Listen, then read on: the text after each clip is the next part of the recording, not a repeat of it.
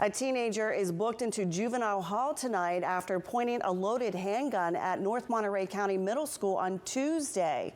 The district's superintendent says the suspect wasn't a student at the school and was booked on weapons charges and charges related to making threats to the school. KION's Natalie Gutierrez has the latest on the investigation.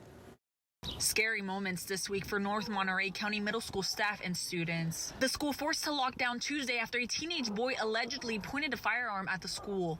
The district interim superintendent says it was some students who alerted staff. They immediately alerted the teacher, who then immediately alerted the principal, who then called the school resource officer who was on campus doing supervision on the grounds, and also called 911. In a matter of seconds, the district says law enforcement officers arrived on scene, and after 15 minutes, they were able to arrest the suspect. The Monterey County Sheriff's Office says they arrested the suspect just a few blocks from the school and were able to recover the firearm. Throughout the United States, there's hundreds of these types of incidents happening every year, and we need to take each one of them, because they are unique, look at them and see how we can make ourselves better at response and protection and security measures.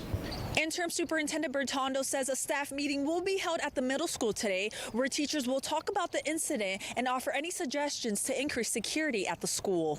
North Monterey County Unified has one school resource officer assigned from the Monterey County Sheriff's Office. That officer happened to be on campus the time of the incident. For now, school officials say there's resources for students who feel anxious with what happened. In Castroville, Natalie Gutierrez, KION News Channel 46.